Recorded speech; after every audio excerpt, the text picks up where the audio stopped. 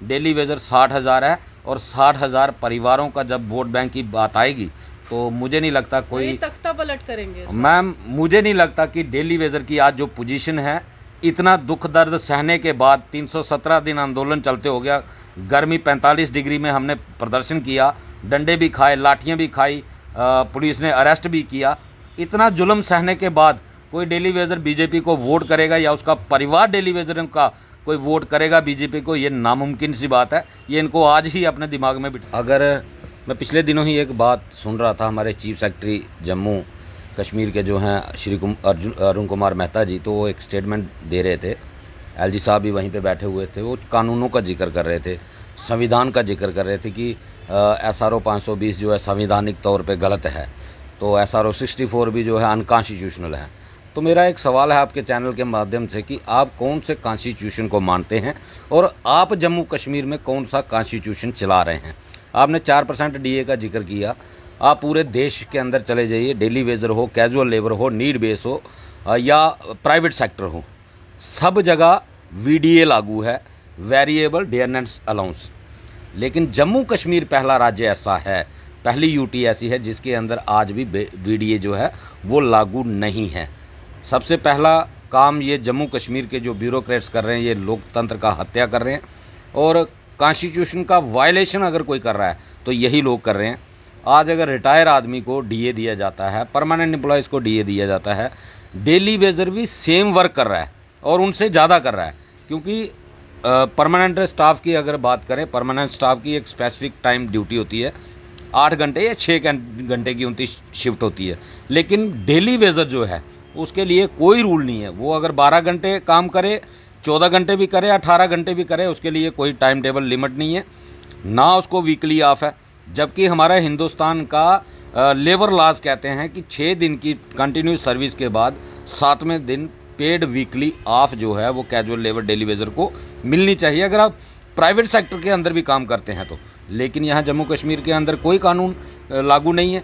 और 4% DA की बात की, अगर अभी आपने देखा पिछले दिनों डेली वेजर का जो वेजेस इन्हांस की गई, हिस्ट्री में पहली बार हुआ जम्मू कश्मीर की कि 5 साल के बाद जो है मिनिमम वेजेस रिवाइज हुआ। और होना तो ये चाहिए था, minimum wages as per Delhi UT यहाँ पे लागू होना चाहिए था, क्योंकि अगर UT बनी, हमारे साथ लगती लेह हमारी स्टेट हुआ करती थी, एक ही स्टेट थी, उसको अलग UT बना दिया, जम्मू कश्मीर को अलग UT बना दिया। लेह वालों ने मिनिमम वेजेस रिवाइज किया, उन्होंने 14,500 अनस्किल्ड वर्कर का कर दिया।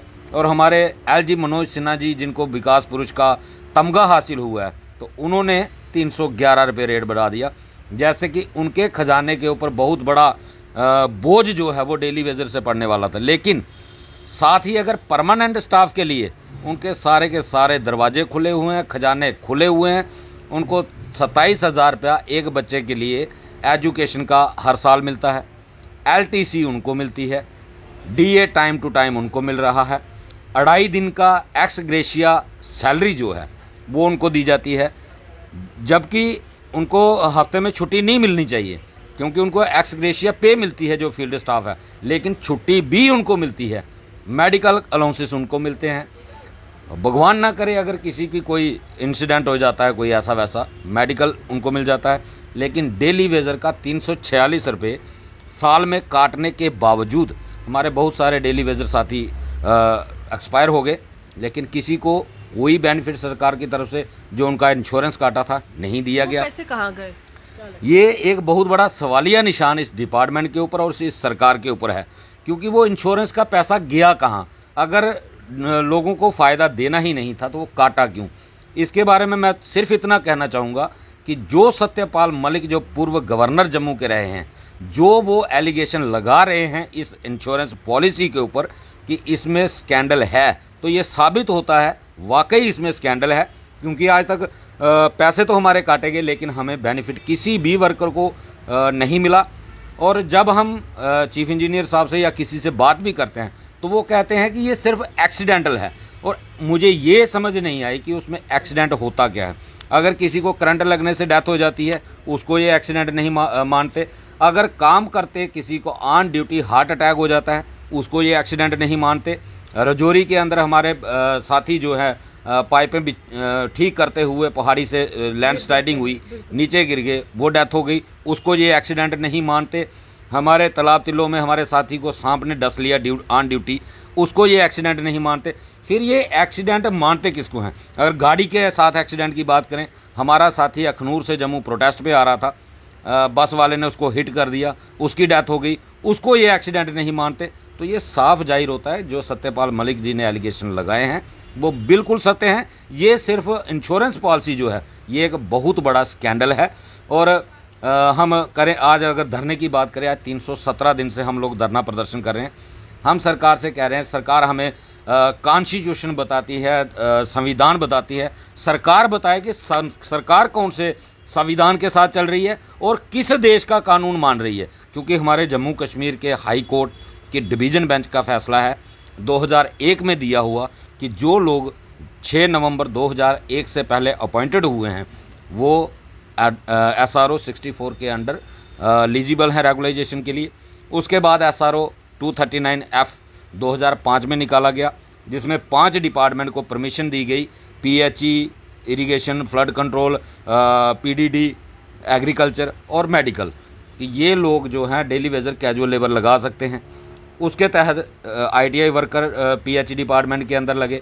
उसके बाद 2018 में नरेंद्र खजूरिया वर्सेस स्टेट का एक केस लगा है, जिसमें 2018 में जजमेंट आई है डिवीज़न बेंच की कि ये लोग जो भी लगे हुए हैं 2001 से पहले जो लोग हैं वो SRO 64 में कवर होते हैं, उसके बाद जो लोग लगे हैं वो 520 में कवर होते हैं, उसको ये लोग नहीं मानते।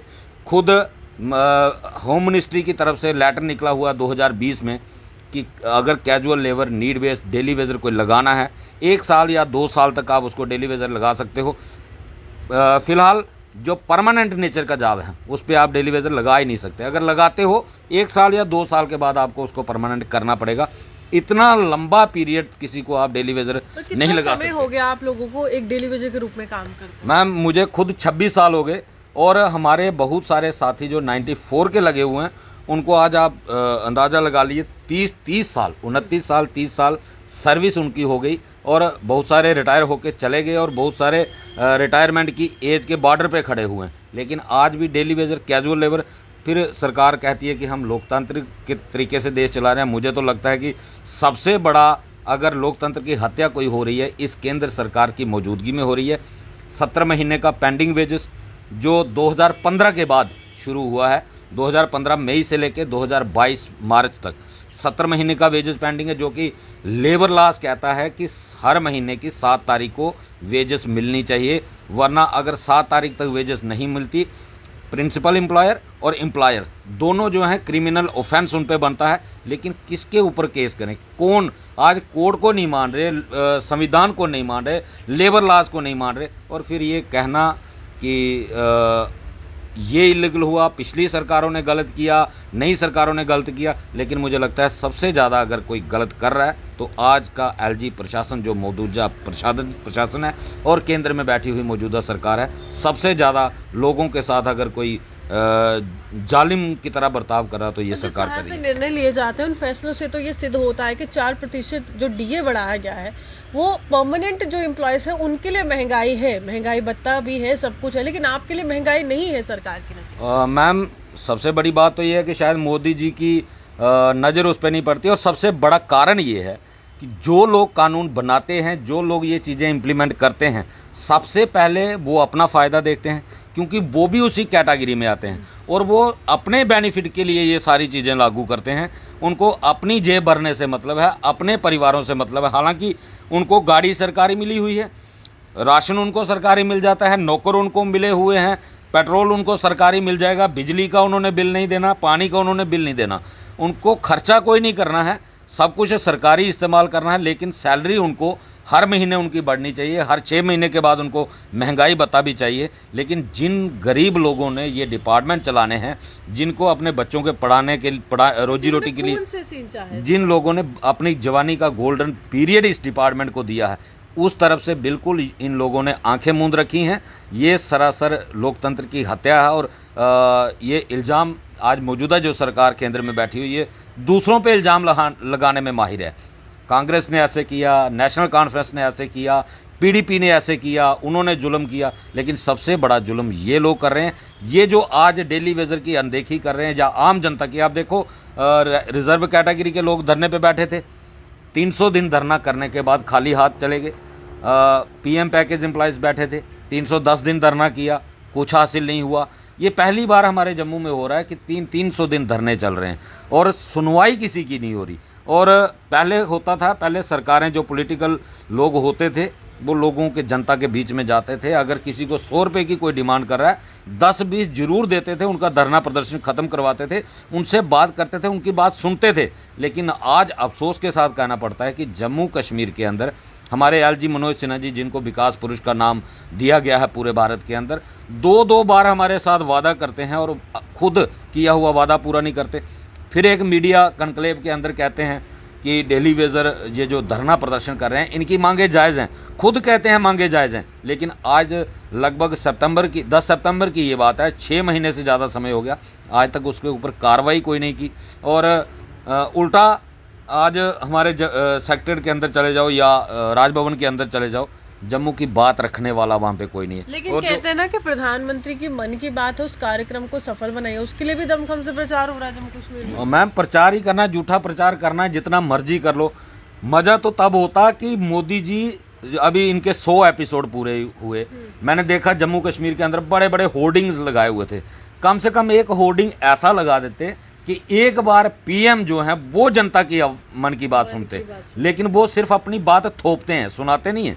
वो अपनी बात थोपते हैं, वो डिक्टेटर की तरह, एज ए डिक्टेटर वो सिर्फ अपनी बात सुनाते हैं, लेकिन सुनते के प्रदेश अध्यक्ष, जब मैंने रविंद्र रैना से पूछा कि डेली वेजर्स की मन की बात कब करेंगे प्रधानमंत्री, आप ही कर लीजिए, वो कहते हैं कि जल्द फैसला हो जाएगा और हम ही करेंगे जब चीफ मिनिस्टर बनेंगे। यानी अब भी हल्के में ही ले रहे हैं आप लोग। मैम, ना तो 9 मन तेल होगा और ना राधा नाचेगी, ना ये चीफ मिनिस्टर बनेंगे।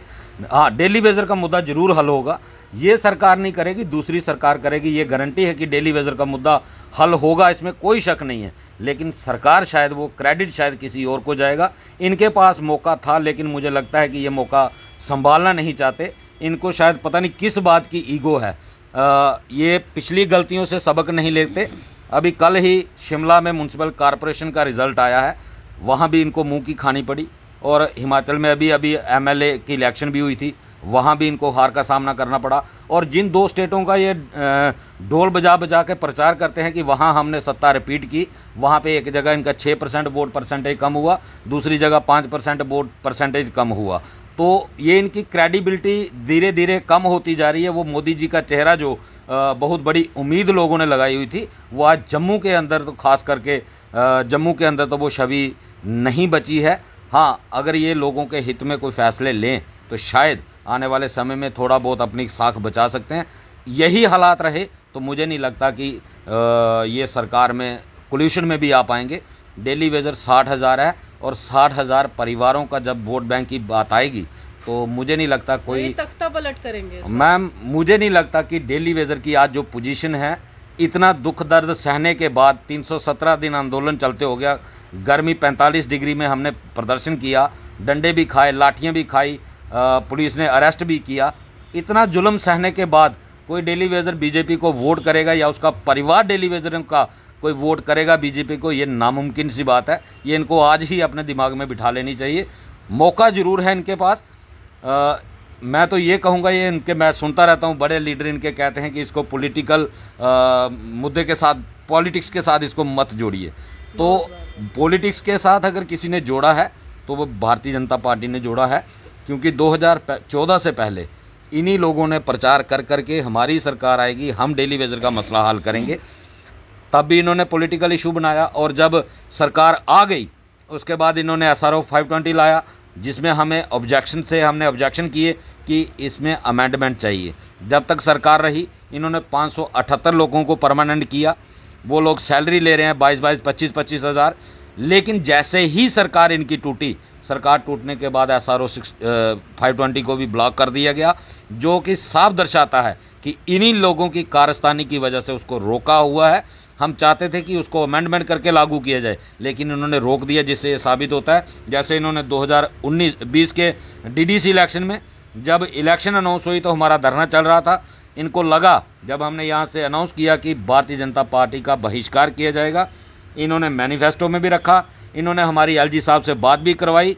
एलजी साहब ने एश्योर किया कि आप मेरे दरवाजे पे आए हो, मायूस होकर मत जाना, जैसे डीडीसी इलेक्शन खत्म होगी आपकी रेगुलाइजेशन प्रोसेस शुरू हो जाएगा। तो हमने सोचा कि जम्मू कश्मीर की सबसे बड़ी चेयर आज कमिटमेंट कर रही है, अब तो हमारा काम हो जाएगा। लेकिन हमें अफसोस हुआ कि एलजी साहब भी इनकी चिकनी चुपड़ी बातों में आ गए और उन्होंने भी इनके बहकावे में आकर के हमारे साथ धोखा किया, जो अब दूसरी बार नहीं हो पाएगा। अब ये चाहे मैनिफेस्टो में रखें, चाहे जो मर्जी करें, अगर रेगुलाइजेशन पहले होगी तभी इनको वोट मिल सकता है, अदरवाइज इनका विरोध होगा, डटकर विरोध होगा। और उसके बाद ना ये रहेंगे, ये जब अपोजिशन में आएंगे ये खुद सड़कों पे हमारे साथ बैठेंगे, तब हमारा मसला जरूर हल होगा। सर आगे की रणनीति क्या, क्योंकि 20 तारीख जो है काफ़ी महत्वपूर्ण रहने वाली है। शुक्रिया। रणनीति का जहाँ तक सवाल है, हमारी लड़ाई शुरू से जारी है और अंत तक, जब तक हमें विजय नहीं मिलती है हम इस लड़ाई को ख़त्म करने वाले नहीं हैं। ये हमने पहले भी जितने धरने प्रदर्शन किए उसमें हम ये पूरा बता चुके हैं गवर्नमेंट को कि जहाँ तो हमारा फैसला वंस टाइम कर दो कि हमें रखना है तो हाँ, वन टाइम सेटलमेंट की अगर रखना है तो तरीके से रखो, अगर नहीं रखना है तो हमें निकाल दो। क्योंकि इनके ही अल्फाज हैं कि ये लोग बैकडोर एंट्रीज हैं, ये लोग पाप की घंटी हैं। मतलब ये अल्फाज उन लोगों के लिए कि जो लोग आपके घरों में पानी पहुंचा रहे हैं, जम्मू की जनता की प्यास बुझा रहे हैं, दिन रात काम कर रहे हैं, आप उन लोगों के साथ ऐसा बर्ताव कर रहे हैं। ये हमें इस सरकार से इतनी उम्मीद नहीं थी। हमें इतना पता था कि ये सरकार जब सत्ता में आएगी तो शायद हमारा मसला हल होगा, क्योंकि पिछली सरकारों ने हमें धोखा दिया था।